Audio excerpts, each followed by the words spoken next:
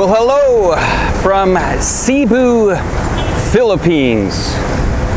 A little dusty outside here, and I'm in the magnificent Cebu city. Now, the population here is about 3 million people. Cebu is another island, one of the, I think, 6,000 or 7,000 islands that the Philippines has. And we are going to go down to a street called Collins Street. Now, just to give you a bit of history on what Collins Street is, it used to be the town or the city's high street. If you're from the UK, you'll know what I'm talking about.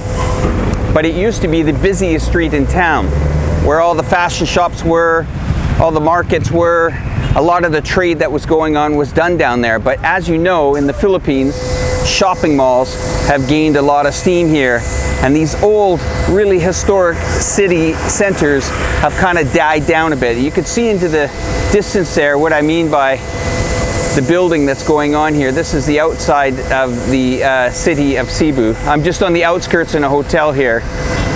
And what is interesting to me is that security is quite heavy here. I mean, my security guard has a machine gun, so I'm quite surprised by that. And I don't know what that guy's honking about.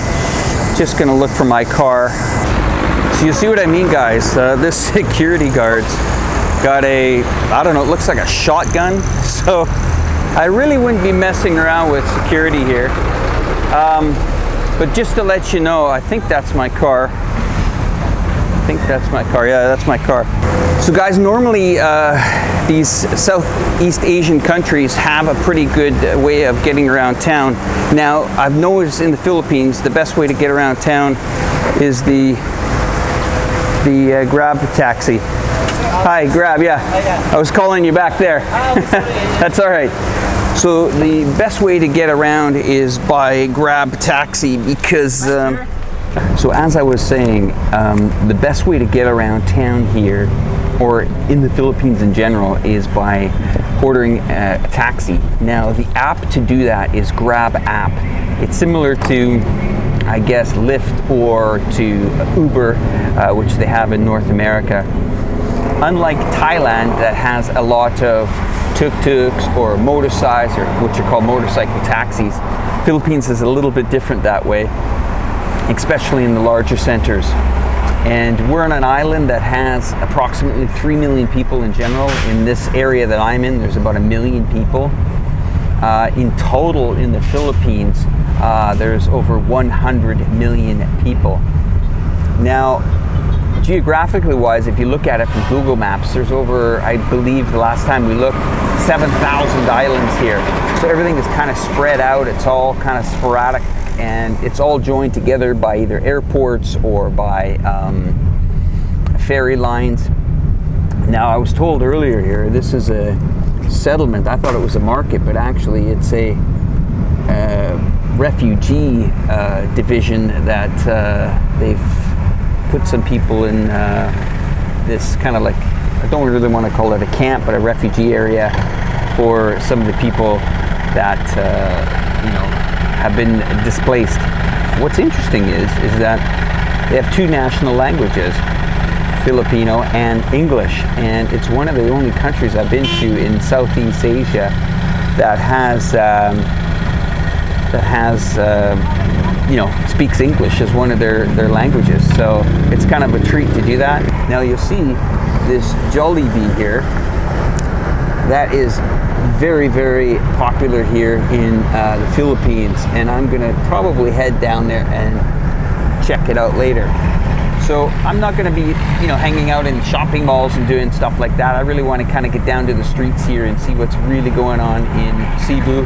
And my goal tonight is to go and find a karaoke bar that I can sing some karaoke. Because I heard from a reliable source that karaoke was invented in the Philippines. So stay tuned.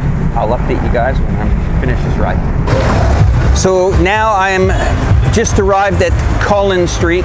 I've got some interesting things to show and tell you about in downtown Cebu City here. You can see that these vehicles here are called jeepneys. And these jeepneys basically are, you know, how the locals get around town and they do transportation.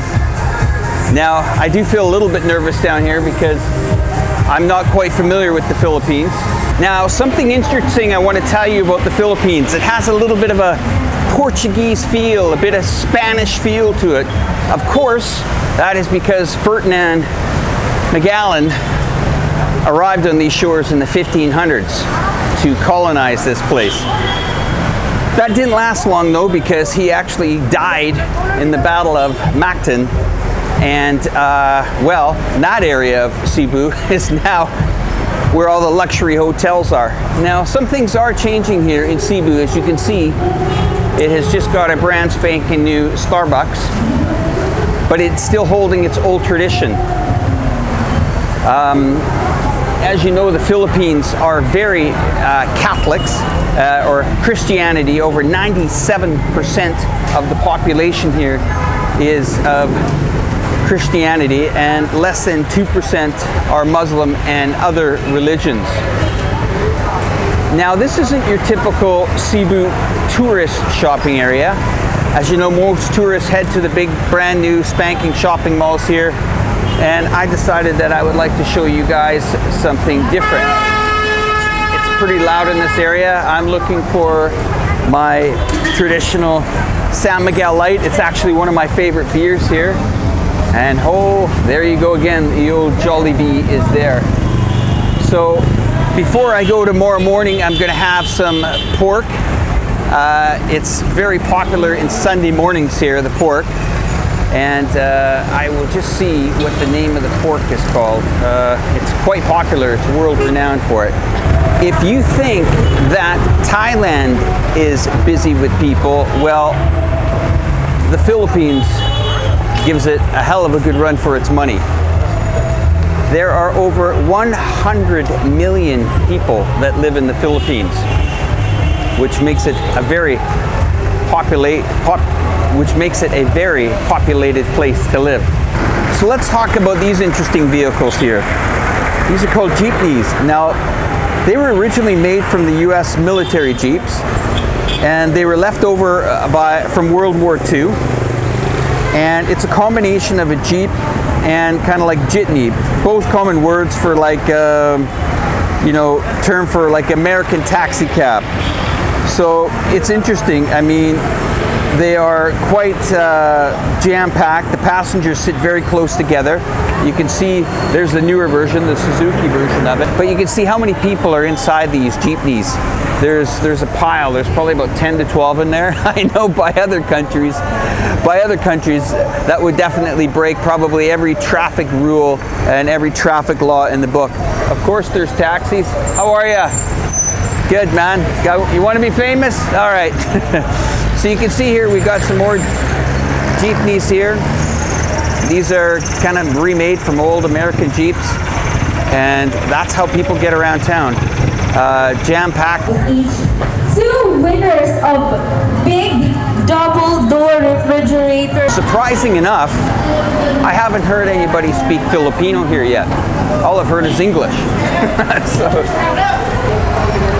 this is a busy little town center. A lot of action going on down here. So the Philippines has a ton of history to it. I mean, it did get its independence in around 1898, and ever since then it has always struggled geographically. And what I mean by that is it's prone to earthquakes. It's prone to kind of like typhoons. I mean, pretty much every time you're turning on the news here in the Philippines, they've either been battered by horrific weather or typhoons or earthquakes. And as I was going near my hotel, I could see that they call it a refugee camp. That's what they call it, but they're more speaking about internally the people that have lost their homes due to damage.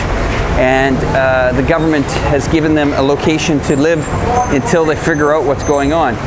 And there's been catastrophes here from 2013 I mean, just recently. So lots of stuff to deal with here if you're a Filipino.